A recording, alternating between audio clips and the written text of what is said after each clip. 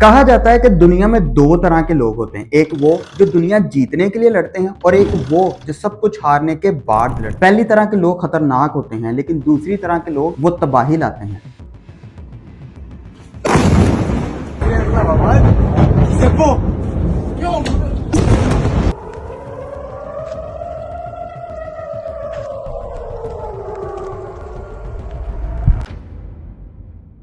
आपने ईरान के पुराने सुप्रीम लीडर का नाम तो सुना ही होगा, आपने उनकी कुव्वत को भी देखा ही होगा, लेकिन क्या आपने उस शख्स के बारे में सुना है जो पिछले 30 सालों से उनके साए में पल रहा था? एक ऐसा बेटा जिसका चेहरा दुनिया के लिए सरप्राइजिंग था, एक ऐसा इंसान जो कभी किसी कैमरे के सामने नहीं आया, कभी किसी स्टेज पर खड़े होकर तकरीर नहीं की, लेकिन आज वो शख्स ईरान और उस कुर्सी पर बैठा है जहां पर बैठना बहुत से लोगों की ख्वाहिश होती है। लोग पूछते हैं कि ये मुज्तबा खामनाई कौन है, लोग पूछते हैं कि 50 साल की उम्र तक वो कहां छुपे रहे, लेकिन कोई ये नहीं पूछता कि वो उस रात कहां थे जब तेहरान की फिजाओं में बारूद का धुआं फैला हुआ था। 2026 की वो मनहूस रात जब दुश्मन ने समझा कि उन्होंने ईरान का सर कलम कर दिया है। एक ही घर पर होने वाला वो हमला सिर्फ सियासत नहीं थी, वो एक खानदान का कत्ल था। एक बेटा अपनी आंखों के सामने अपने बाप का जिस्म राख होते देख रहा था, एक शौहर अपनी बीवी की आखिरी सांसें गिन रहा था और एक बाप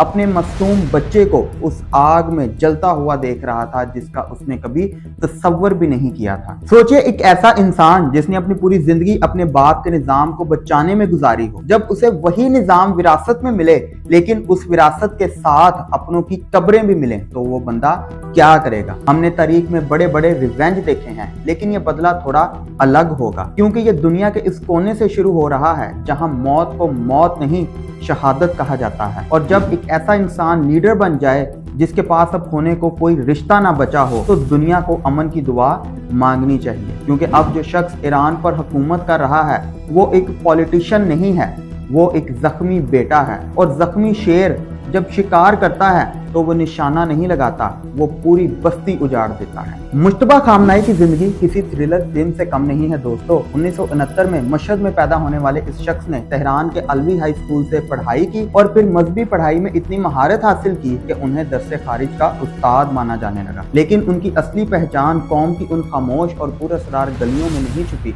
बल्कि उसका पता तो तब चला जब वो वॉर फ्रंट पर उतरे। 1980 ईरान इराक की जंग कोई मामूली वक्त नहीं था, ये वो दौर था जिसने उनका लोहा मनवाया। उन्होंने IRGC ज्वाइन की और दुश्मन के सामने एक दीवार बनकर खड़े हो गए। जंग के उन खौफनाक मैदानों में उन्होंने सिर्फ लड़ना नहीं सीखा, बल्कि अपने सिपाहियों का दिल भी जीता। उनकी बहादुरी उस वक्त की कुर्बानियों का ही असर है कि आज ईरान की फौज का बड़े से बड़ा जनरल भी उन्हें सिर्फ एक रहनुमा नहीं मानता, बल्कि उन्हें अपना हीरो मानता है। उनका एक इशारा आज पूरी फौज के लिए कानून का दर्जा रखता है और हर जनरल उनकी एक आवाज पर अपनी जान हथेली पर रखने के लिए हर वक्त तैयार रहता है। एक हैरत अंगेज बात यह है कि मुज्तबा खामनाई ने अपनी जिंदगी में कभी कोई इलेक्शन नहीं लड़ा, उन्होंने कभी कोई सरकारी ओहदा नहीं संभाला, वो हमेशा अपने बाप के ऑफिस में बैठकर साए की तरह मुल्क चला रहे थे। लोग उन पर इल्ज़ाम लगाते थे कि वो इलेक्शन मैनिपुलेट करते हैं, मगर वो खामोश रहे।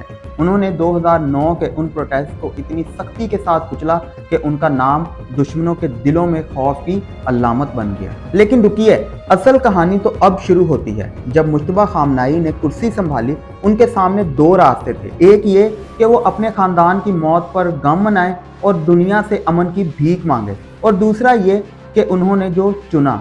रिपोर्ट्स बताती हैं कि उनके लीडर बनते ही ईरान ने इजराइल पर मिसाइलों की वो बारिश की जिसने नेतन्याहू के मोस्ट सीक्रेट बंकर को निशाना बनाया। ट्रंप ने धमकी दी थी अमेरिका की मर्जी के बिना कोई नया लीडर नहीं बनेगा, लेकिन मुज्तबा खामनाई ने यह साबित कर दिया कि वो अमेरिका की मर्जी से नहीं आए, बल्कि इजराइल की तबाही के लिए आए हैं। अब दुनिया दो हिस्सों में बट गई है, एक तरफ लोग जो उन्हें डिक्टेटर कह रहे हैं और दूसरी तरफ ईरान की वो कौम जो उनके हर फैसले पर लव बैक कह रही है। मुज्तबा खामनाई अपने बाप से भी ज्यादा सख्त गिर माने जाते हैं। उनका ताल्लुक असेस ऑफ रेजिस्टेंस से है। उनका मानना है कि अमेरिका पर कभी भरोसा नहीं किया जा सकता। मुश्तबा खामनाई ने आते ही ईरान की मैसेजिंग क्लियर कर दी है। पहले ईरान के निज़ाम में अलग अलग आवाज़ें आती थी, प्रेसिडेंट कुछ कहता था, फॉरेन मिनिस्टर कुछ, लेकिन अब मुश्तबा ने साफ कर दिया है कि फैसला सिर्फ एक जगह से होगा। उन्होंने IRGC के उन पुराने कमांडर्स के साथ मिलकर प्लान तैयार किया है जो मिलिट्री साइंस में महारत रखते हैं। कहा जाता है कि वो सिर्फ फारसी नहीं बल्कि इंग्लिश भी बहुत अच्छी तरह से जानते हैं। उनका दिमाग किसी कंप्यूटर की तरह दुश्मन के हर मूव को पहले ही समझ लेता है। इजराइल की फौज ने लाइव टीवी पर धमकी दी थी कि जो भी नया लीडर बनेगा हम उसे टारगेट करेंगे, लेकिन मुश्तबा ने दिखा दिया है कि टारगेट अब इजराइल के शहर हैं। अप्रॉक्सीमेटली 28 से ज़्यादा इजरायली शहरी और फौजी मारे जा चुके हैं और हज़ारों लोग शेल्टर्स में पनाह लेने पर मजबूर हैं। लेकिन क्या ये रास्ता इतना आसान है? मुश्तबा ऐसे वक्त में ईरान की कमान संभाल रहे हैं जब मुल्क की इकोनॉमी सैंक्शंस की वजह से डूब रही है, महंगाई आसमान को छू रही है। एक तरफ उन्हें जंग लड़नी है और दूसरी तरफ भूख से लड़ना है। इंटरनेशनल मीडिया कहता है कि मुश्तबा खामनाई के आने से अब ईरान रिपब्लिक नहीं रहा, वो एक मोनार्की बन चुका है। मगर ईरान के सरकारी मीडिया पर उन्हें एक वॉरियर स्कॉलर के तौर पर पेश किया जा रहा है। उनके पुराने वीडियोस दिखाए जा रहे हैं जहां वो जंग के मैदानों में बारूद के दरमियान खड़े हैं। उनका पहला इम्तिहान ये होगा